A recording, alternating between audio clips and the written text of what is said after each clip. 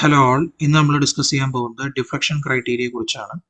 നിങ്ങളുടെ KTU എക്സാമിന് ചിലപ്പോൾ explain the deflection criteria that is mentioned in IS 456/2000 അല്ലെങ്കിൽ what are the codal recommendations which are given for control of deflection given in IS 456/2000 എന്നൊക്കെ പറഞ്ഞ ചോദ്യങ്ങൾ വരാം. അപ്പോൾ നിങ്ങൾ എഴുതേണ്ടത് അല്ലെങ്കിൽ നിങ്ങൾ ഡിസ്ക്രൈബ് ചെയ്യേണ്ടത് കോഡിന്റെ close 23.2 control of deflection page number 37 IS 456 കൊടുത്തിരിക്കുന്ന കാര്യങ്ങളാണ്. സോ ഞാനിത് വായിക്കാം ഓരോന്നോരോന്നായിട്ട്. ഇതാണ് നിങ്ങൾ എക്സാമിന് എഴുതേണ്ടത്. ഡിഫ്ലക്ഷൻ ക്രൈറ്റീരിയ എന്താണെന്ന് ചോദിച്ചു കഴിഞ്ഞാൽ ഇതിൽ വളരെ മെയിൻ ഇമ്പോർട്ടൻ്റ് ആയിട്ട് നിങ്ങൾ മെൻഷൻ ചെയ്യേണ്ടത് ഇതാണ്. അതായത് 23.2.1 എന്ന് പറയുന്ന close. The vertical deflection limits may generally be assumed to be satisfied provided that the span to depth ratio are not greater than the values obtained as below. അതായത് നിങ്ങളുടെ span to depth ratio എന്ന് പറയുന്നത് താഴെ പറഞ്ഞിരിക്കുന്ന വാല്യൂസിനേക്കാൾ കുറവായിരിക്കണം എന്ന് ensure ചെയ്യുക. അതാണ് വളരെ ഇമ്പോർട്ടൻ്റ് ആയിട്ട്. നമ്മൾ ബീം ഡിസൈൻ ചെയ്യുന്ന സമയത്ത് നമ്മൾ ഈ ഡിഫ്ലക്ഷൻ ക്രൈറ്റീരിയ ചെക്ക് ചെയ്യുന്നതാണ്. ഒരു കാന്റിലീവർ ബീം ആണെങ്കിൽ നമ്മൾ സ്പാൻ ടു ഡെപ്ത് റേഷ്യോ <7 ആണോ എന്ന് ചെക്ക് ചെയ്യും. അതേപോലെ സിംപ്ലി സപ്പോർട്ടഡ് ബീം ആണെങ്കിൽ സ്പാൻ ടു ഡെപ്ത് റേഷ്യോ <20 ആയിരിക്കണം. കണ്ടിന്യൂസ് ആണെങ്കിൽ സ്പാൻ ടു ഡെപ്ത് റേഷ്യോ <26 ആയിരിക്കണം. ഓക്കെ, ഇത് സ്പാൻ 10 മീറ്റർ വരെയാണെങ്കിൽ ഈ ക്രൈറ്റീരിയ നമ്മൾ സാറ്റിസ്ഫൈ ചെയ്യുകയാണെങ്കിൽ നമ്മുടെ ഡിഫ്ലക്ഷൻ എന്ന് പറയുന്നത് വിത്തിൻ ദ പെർമിസിബിൾ ലിമിറ്റ് ആയിരിക്കും.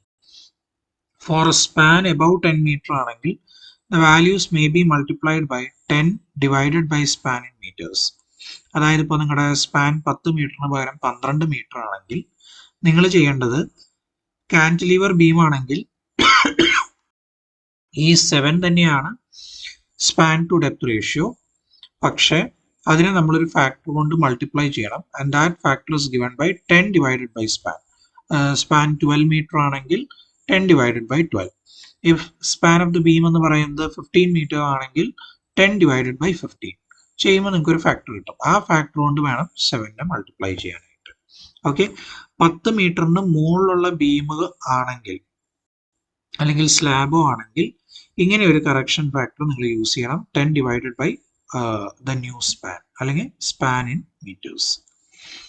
ഇനി depending upon the area and the stress of steel for tension reinforcement the values in A and B shall be modified by multiplying with a modification factor.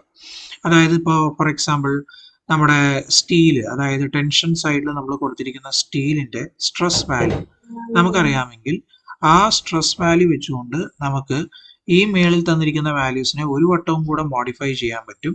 ഇത് നമ്മൾ problems ചെയ്യുമ്പോൾ discuss ചെയ്യുന്നതാണ്. നമ്മൾ KT KC എന്ന് പറയുന്ന രണ്ട് factors കൊണ്ട് multiply ചെയ്യാറുണ്ട്. അതിൽ KT എന്ന് പറയുന്നതാണ് modification factor due to stress in the tension reinforcement എന്ന് പറയുന്നത്. സോ അത് കണ്ടുപിടിക്കാനായിട്ട് നമുക്ക് ഫിഗർ നമ്പർ 4 യൂസ് ചെയ്യാൻ പറ്റും ആ മോഡിഫിക്കേഷൻ ഫാക്ടർ കണ്ടുപിടിക്കാൻ. സോ നമുക്ക് ഫിഗർ നമ്പർ 4ലേക്ക് വരാം. So this is figure number 4. നിങ്ങൾക്ക് നോക്കിയാൽ കാണാം മോഡിഫിക്കേഷൻ ഫാക്ടർ Y ആക്സിസിലും X ആക്സിസിലും പെർസെൻറ്റേജ് ടെൻഷൻ റീഇൻഫോഴ്സ്മെന്റ്. നിങ്ങൾ എത്രയാണോ ടെൻഷൻ റീഇൻഫോഴ്സ്മെന്റ് യൂസ് ചെയ്തിരിക്കുന്നത് അതിന്റെ പെർസെൻറ്റേജ്, ആ പെർസെൻറ്റേജ് നിങ്ങൾക്കറിയാമെങ്കിൽ നിങ്ങൾക്ക് ഈ മോഡിഫിക്കേഷൻ ഫാക്ടർ ഇതിൽ നിന്ന് കണ്ടെത്താം. നിങ്ങൾക്ക് എക്സാമിന് ഇത് ചോദിക്കുകയാണെങ്കിൽ, തിയറട്ടിക്കലായിട്ട് ചോദിക്കുകയാണെങ്കിൽ നിങ്ങൾ ഇപ്പോൾ പറഞ്ഞിരിക്കുന്ന സ്റ്റെപ്പുകളൊക്കെ എഴുതണം. നേരത്തെ ഞാൻ വായിച്ച കോഡൽ പ്രൊവിഷൻസ് ഒക്കെ എഴുതണം. ഒപ്പം തന്നെ ഈ ഒരു പെർട്ടിക്കുലർ ചാർട്ടും കൂടെ, ഈ കള്ളികളൊന്നും വരയ്ക്കേണ്ട ആവശ്യമില്ല. Just X axis Y axis വരയ്ക്കുക. Y ആക്സിസിലെ മോഡിഫിക്കേഷൻ ഫാക്ടർ, X ആക്സിസിലെ പെർസെൻറ്റേജ് ഓഫ് ടെൻഷൻ റീഇൻഫോഴ്സ്മെന്റ്, എന്നിട്ട് ഈ കർവുകൾ വരച്ചു വെച്ചേക്കുക. ഓക്കെ, പിന്നെ എങ്ങനെയാണ് ഈ കർവിൽ ഏത് സെലക്ട് ചെയ്യണം, അതായത് FS എന്ന് പറയുന്നത് എത്രയാണ് എന്ന് കണ്ടുപിടിക്കാനായിട്ട് ഒരു ഇക്വേഷൻ ഒക്കെ ഉണ്ട്. 0.58 into Fi into area of the cross section of steel required by area of cross section of steel provided. Most of the cases ഇത് 1 ആവും. അപ്പോൾ അതുകൊണ്ട് തന്നെ നിങ്ങൾക്ക് FIയുടെ വാല്യൂ, FSന്റെ വാല്യൂ കറസ്പോണ്ടിംഗ്ലി കണ്ടുപിടിക്കാൻ പറ്റും. ഓക്കെ, ഇനി അടുത്തത് കംപ്രഷൻ റീഇൻഫോഴ്സ്മെന്റ് നമ്മൾ യൂസ് ചെയ്യുന്നുണ്ടെങ്കിൽ, അതായത് ഡബ്ലി റീഇൻഫോഴ്സ്ഡ് ബീം നമ്മളാണ് യൂസ് ചെയ്യുന്നതെന്നുണ്ടെങ്കിൽ, കണ്ടോ, depending upon the area of compression reinforcement എന്ന് പറയുന്നത് ഡബ്ല്യു റീഇൻഫോഴ്സ്ഡ് ബീമായി യൂസ് ചെയ്യാനാണെന്നുണ്ടെങ്കിൽ ഈ span to depth ratio modify ചെയ്യാനായിട്ട് വേറൊരു മോഡിഫിക്കേഷൻ ഫാക്ടർ ഉണ്ട്, അതാണ് കെ സി എന്ന് പറയുന്നത്. And that K C is got from table number 5 അല്ല ഫിഗർ നമ്പർ 5. കണ്ട ഫിഗർ നമ്പർ 5 മോഡിഫിക്കേഷൻ ഫാക്ടർ ആണ് പെർസെൻറ്റേജ് ഓഫ് കംപ്രഷൻ റീഇൻഫോഴ്സ്മെന്റ് ആണ്. ഈ കർവിൽ നിന്ന് നമുക്ക് കംപ്രഷൻ റീഇൻഫോഴ്സ്മെന്റ് 1.5% ആയി യൂസ് ചെയ്തിരിക്കുന്നതെന്നുണ്ടെങ്കിൽ അവിടെ നിന്ന് നേരെ ഒരു ലൈൻ മുകളിലേക്ക് എക്സ്റ്റെൻഡ് ചെയ്യുക, എന്നിട്ട് അത് നേരെ വൈ ആക്സിസിലേക്ക് പ്രൊജക്ട് ചെയ്ത് കഴിഞ്ഞാൽ നിങ്ങൾക്ക് കറസ്പോണ്ടിങ് ഇപ്പോൾ ഇവിടെ നോക്കി ഇവിടെ വന്നു കഴിഞ്ഞാൽ 1.3233 എന്നുള്ള വാല്യൂസ് ഒക്കെയാണ് നമുക്ക് കിട്ടുന്നത്. അപ്പോൾ നമുക്ക് അങ്ങനെ കെ സി എന്ന് പറയുന്ന മോഡിഫിക്കേഷൻ ഫാക്ടർ കിട്ടും. അപ്പോൾ നമുക്ക് ഈ ടേബിളും വേണമെങ്കിൽ നമ്മുടെ ആൻസറിൽ വരച്ചു വെക്കാം. തിയറട്ടിക്കൽ ആയിട്ടുള്ള ക്വസ്റ്റൻ ആണ് വരുന്നത് എന്നുണ്ടെങ്കിൽ you can draw this chart also. അതായത് ഫിഗർ 4ഉം വരയ്ക്കാം, ഫിഗർ 5ഉം വരയ്ക്കാം. എക്സ് ആക്സിസും വൈ ആക്സിസും പിന്നെ ജസ്റ്റ് ആ കർവും വരച്ചാൽ മാത്രം മതി. ഓക്കെ, ഇനി നെക്സ്റ്റ് ഒരു ടേം പറയുന്നത് ഈ 23.2 ആദ്യത്തെ ക്ലോസ് ഒന്നും ഞാൻ വായിച്ചില്ല. ആദ്യത്തെ ക്ലോസ് പറയുന്നത് the deflection of the structure or part thereof shall not adversely affect the appearance or efficiency of the structure ആണ്, ഓർ ഫിനിഷസ് ഓർ പാർട്ടീഷൻസ് ആണ്. അതായത് ഡിഫ്ലക്ഷൻ എപ്പോഴും ആ ഒരു പെർട്ടിക്കുലർ സ്ട്രക്ചറിന്റെ ഫംഗ്ഷനെ എഫക്ട് ചെയ്യുന്ന രീതിയിൽ ആവാൻ പാടില്ല. അങ്ങനെ ആയി കഴിഞ്ഞു കഴിഞ്ഞാൽ നമുക്ക് അത് അബാൻഡൻ ചെയ്തേ പറ്റും. ഓക്കെ, ഇതിനൊരു കണ്ടീഷൻ ഇവർ പറയുന്നുണ്ട് എ ക്ലോസിലും ബി ക്ലോസിലുമായിട്ട്. Final deflection due to all loads including the effect of temperature creep and shrinkage measured from as gas level of the supports of lower roofs and all other horizontal members should not normally exceed span by 250. ഒരു കാരണവശാലും എന്ത് കാരണങ്ങൾ കൊണ്ടാണെങ്കിലും, load കൊണ്ടാണെങ്കിലും temperature കൊണ്ടാണെങ്കിലും creep ആണെങ്കിലും shrinkage ആണെങ്കിലും okay, അത് cast ചെയ്ത് അതിൻ്റെ പരമാവധി ലൈഫ് ടൈം കഴിയുന്നവരെ അതിന് പരമാവധി അനുവദിച്ചിരിക്കുന്ന സെറ്റിൽമെന്റ് എന്ന് പറയുന്നത് സ്പാൻ ഡിവൈഡഡ് ബൈ 250 ആണ്.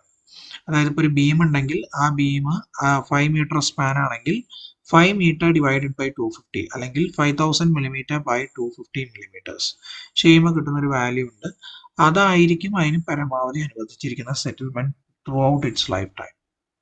ഓക്കെ, വേറാസ് ഒരു ലോഡ് നമ്മൾ എന്താണ് ഇതേ deflection due to temperature creep and shrinkage occurring just after erection, അതായത് ഒരു എറക്ഷൻ അല്ലെങ്കിൽ അതായത് ഫോർ എക്സാമ്പിൾ നിങ്ങൾ ഒരു വാള് കൺസ്ട്രക്ട് ചെയ്ത് അതിൻ്റെ മുകളിൽ ഒരു സ്ലാബ് നിങ്ങൾ കാസ്റ്റ് ചെയ്തു, അത് കാസ്റ്റ് ചെയ്ത ഉടനെ തന്നെ ഉണ്ടാവുന്ന ഒരു സെറ്റിൽമെന്റ് ഓക്കെ, അത് വളരെ കുറവായിരിക്കും.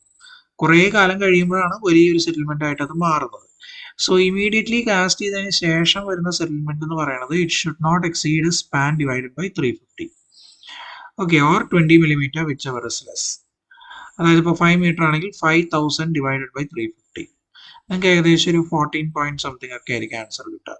സോ അതും 20 കമ്പയർ ചെയ്യുമ്പോൾ 14 ആണ് ചെറിയ വാല്യൂ. സോ 14 മില്ലിമീറ്റേഴ്സിനെ എക്സ്റ്റെൻഡ് ചെയ്ത് പോകാൻ പാടില്ല. ഓക്കെ, സോ ഈ രണ്ട് ക്ലോസും കൂടെ നിങ്ങളുടെ ആൻസറിൽ വേണം. ഇത്രയേ ഉള്ളൂ കോഡൽ റെക്കമെൻഡേഷൻസ് റിഗാർഡിംഗ് ഡിഫ്ലക്ഷൻ എന്ന് പറയുന്നത്. പേജ് നമ്പർ 37 ഇത് നിങ്ങൾക്ക് കൊടുത്തിട്ടുണ്ട്. You can just copy down in your answer paper.